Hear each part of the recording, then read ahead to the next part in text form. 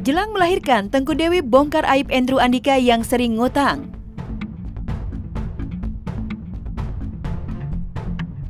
Mendekati waktu persalinan anak keduanya, Tengku Dewi Putri bukannya mendapatkan ketenangan, malah dibikin kesal oleh Andrew Andika, suaminya.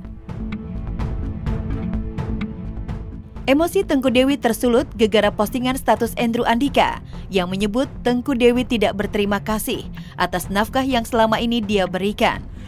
Andrew menyindir Tengku Dewi setelah sang istri dianggap lebih dulu menyindir dirinya yang dituding masih berburu wanita di klub malam.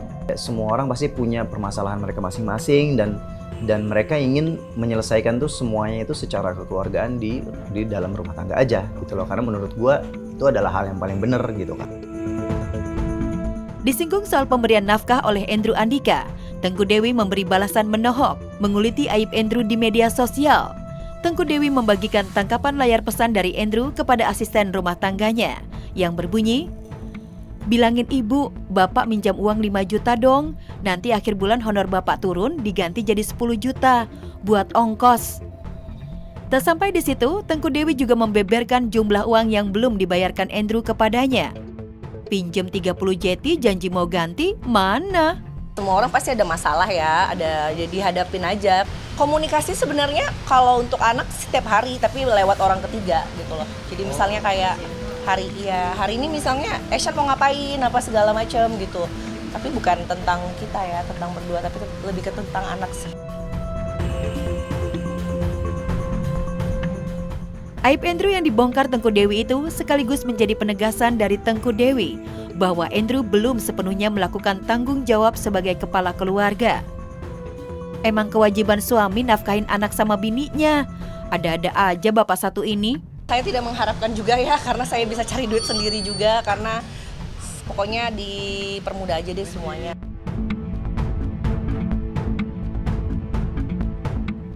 Saling sindir di media sosial itu membuat publik jadi mengetahui fakta baru dari masalah rumah tangga Andrew Andika dan Tengku Dewi Putri yang sudah berlabuh di Pengadilan Negeri Cibinong.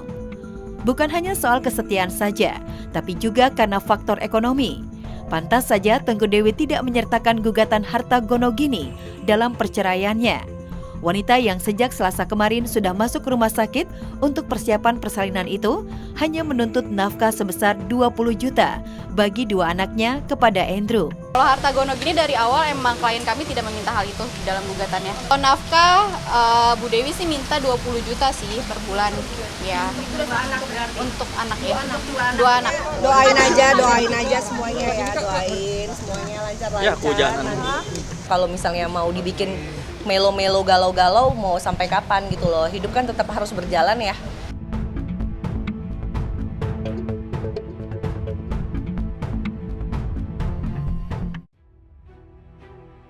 Virgon curhat direhabilitasi. Inara ke Korea cari suami. Tersandung narkoba benar-benar membuat musisi Virgon di jurang nestapa. Bagaimana tidak? Setelah ditetapkan tersangka, Virgon harus menjalani rehabilitasi selama 3 bulan di Rumah Sakit Ketergantungan Obat Cibubur, Jakarta Timur. Dan yang lebih pedihnya, gara-gara tergoda narkoba, Virgon kehilangan kasih sayang anak. Faktanya, sampai saat ini, Virgon tak kunjung mendapatkan perhatian dari anak-anaknya yang kini diasuh Inara Rusli. Dan kabarnya, kondisi tersebut membuat sang ibu Eva Manurung meminta Virgon diberi kertas dan pulpen agar curhat lewat lagu. Aku mohon sama dokternya, sama susternya supaya diperbolehkan gitar, pulpen, buku, biar dia berkarya di sana.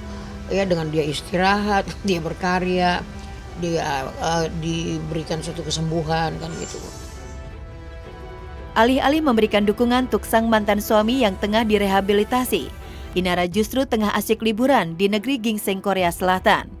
Lantas benarkah kepergian Inara ke Korea bukan sekedar liburan biasa?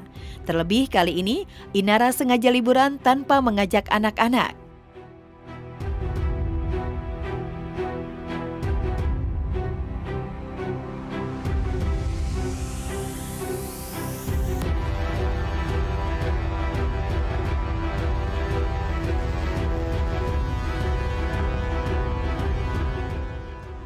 Kalau jalan itu kan jangan mundur ya.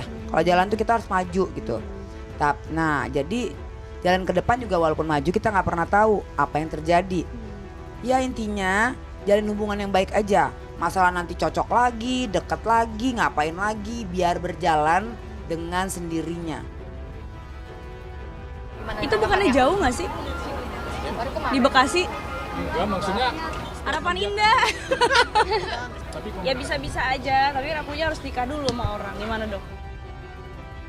Kalau memang jodoh masih ada jodohnya lagi kembali, nggak ada masalah. Kalau misalnya pun mau kawin lagi, nggak ada masalah.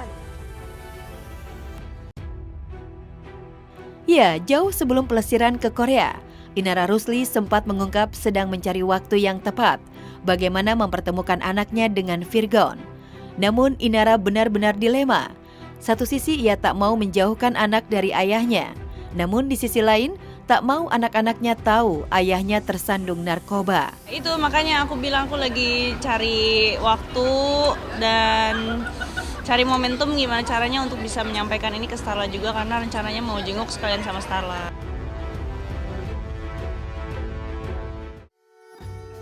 Ikuti kajian Anang Ashanty bikin banjir air mata.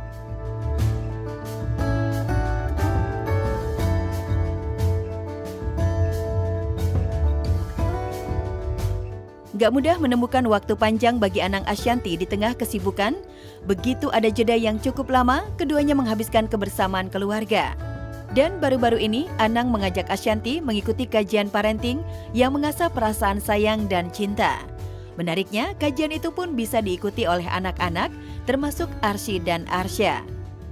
Hari ini kita mau kajiannya di mana? Kita mau kajian di Puncak. Jadi ada kayak kajian parenting gitu, Jumat, Sabtu, Minggu 3 hari.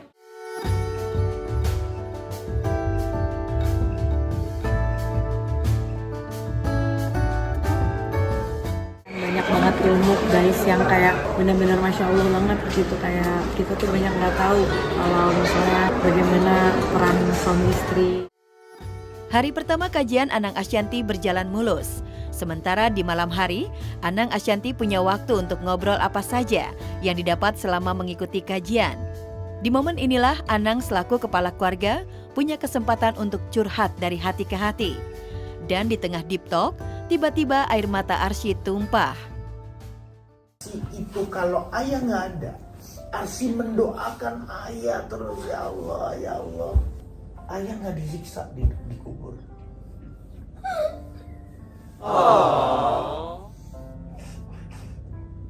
Ya Arsy ya, Arsy sholatnya nggak boleh kurang ya. Doain ayah, doain bunda. Ayah bekerja itu nggak mungkin capek.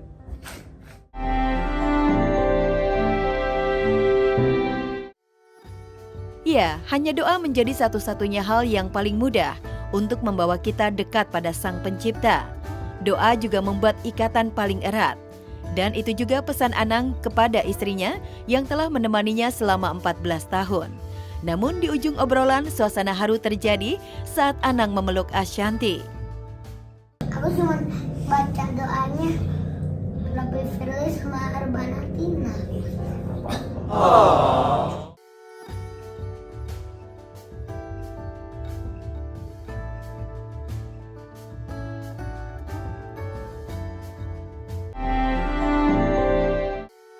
3 hari berada di puncak dengan suasana penuh kehangatan terasa begitu singkat. Kendati demikian, banyak nilai dan pelajaran penting didapat Anang Ashanty sebagai bekal mendidik anak-anak menjadi lebih baik. Dan sebelum pulang ke Jakarta, Anang Ashanty dikejutkan oleh Arsy yang memberikan sepucuk surat. Bunda, terima kasih ya. Jangan diomong. Terima kasih ya sudah malu. Nggak apa-apa dong, Terima kasih ya sudah mengurus Arsy dan Arsya dari kecil sampai sekarang. Terima kasih juga ya udah sabar ngurusin Arsy dan Arsya. I love you, Bunda. Dear Ayah, terima kasih Ayah sudah menyayangiku.